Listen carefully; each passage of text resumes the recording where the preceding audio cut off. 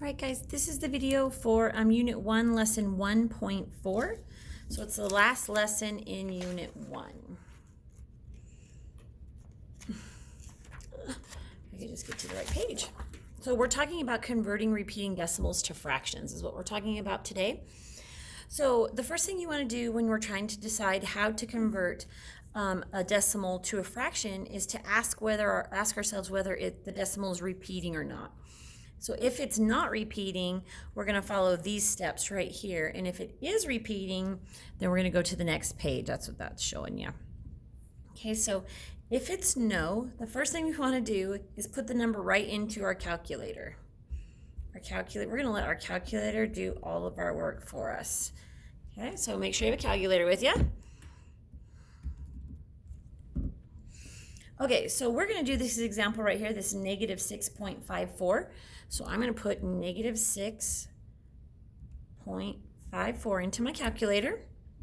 And then what you're going to do is we're going to use the following calculator key to change between decimals and fractions. And you guys all know that key by now. It's what we call the best friend key because it's our best friend. We use it all the time. It's the key that looks like that. Okay, it's the best friend key. Okay, so when I do that, all I have to do is just hit it and hit enter, and I get it in the simplest fraction form. So you can see that this actually equals negative 327 over 50. Okay, now you can leave your answer as an improper fraction, just like it gave us. Okay, now there's also a way to do this without a calculator, and you guys should know how to do that without a calculator, and it's super simple, especially if you've got this bright orange paper that I gave you in the beginning of the school year that looks like this. Okay, so if you can see down here, it shows us place values for numbers, and you can see that after the decimal we've got tenths, hundredths, and thousandths. Okay, so if I just look at the place behind the decimal, how far back does it go? It goes 2 places back. So that 4 is 2 places back. So I'm going to go 2 places back, and I'm going to be at hundredths place. What that tells me is that whatever decimal I have, it should go over hundredths. Okay, if it went 3 places back, it would go over thousandths. If it went 1 place back, it would go over 10. Okay, so all I'm going to do, I'm going to ignore this negative 6 first, and I'm going to put this 0.54, just the 54, and I'm going to put it over 100 because it's in hundredths place. Okay, then this, because it's in front of the decimal to the left of it, this is a whole number. So this is like saying I have negative 6 wholes and then 54 parts out of 100 of another whole. Okay, now 54 and 100 can be simplified, and you can also do that in your calculator. If you just push this N over D button and put in 54 and go over 100, and then again just hit this enter key, it will simplify that for you to 27/50ths. Basically what they did was they divided them both by 2. Okay, so this actually equals that. Negative 6 stays the same, and then my fraction becomes 27/50ths. Okay, and I can come up with this. This answer is the same as this one. If I do negative 6 times 50 plus 27, I will get a negative 327, and then I just put it over my 50. Okay, it's super easy to put them it's super easy to do it without a calculator. You shouldn't need a calculator, but you can use your calculator on these. All right, so let's do some practice ones right here. So on your own, you're gonna do these ones.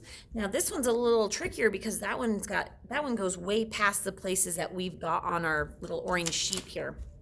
Okay, but it just can't, I mean, if it matches up here, tens, hundreds, thousands. The next one would be 10,000ths. The next one would be 100,000ths. The next one would be millionths.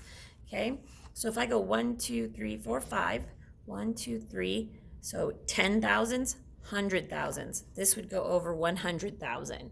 Now, obviously, one like that is going to be a lot easier to just put in your calculator and have it do for you. But these ones over here, you should easily be able to do without a calculator. Okay, so make sure you do those and then make sure I see them when you're all done with them. All right, but then what we want to know is, okay, what about if it is a repeating decimal? So yes, so if it's a repeating decimal, you need the page that's on the next page over. Looks like this. Okay. So if it is a repeating decimal, then this is what we're going to do. First of all, we want to you would normally do this with a partner, but since you're obviously watching this because you weren't in class that day, I'm going to kind of work this out with you.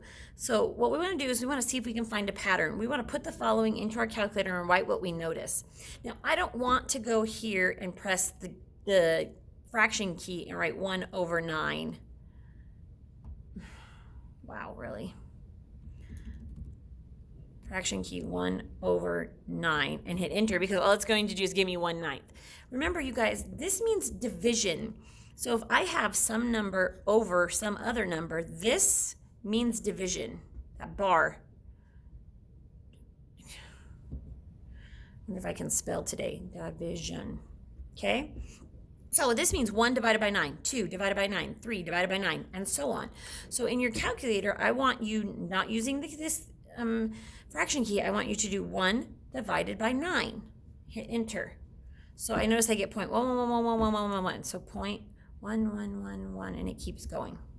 Okay? 2 divided by 9. I get 2, 2, 2, 2, 2, 2, 2. And I didn't write enough room here. 2, 2, 2, 2, 2, and it keeps going.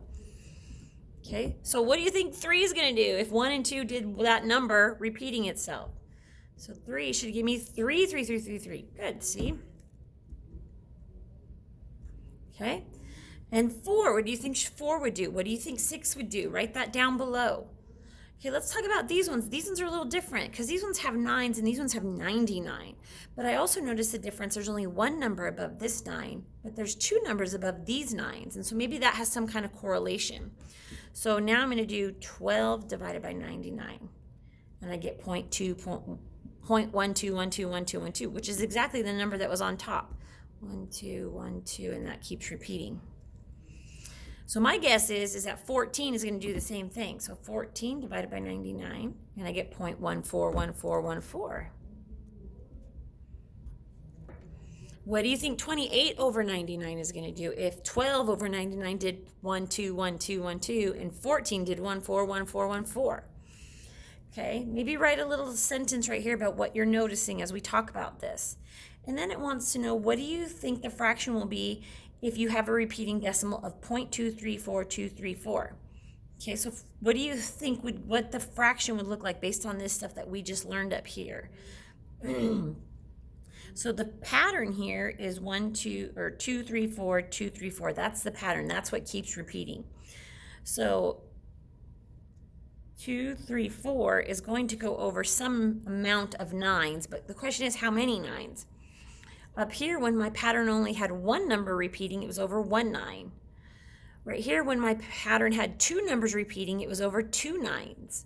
So my guess is that if I have 3 numbers repeating, it's going to go over 3 9s. And that would be correct.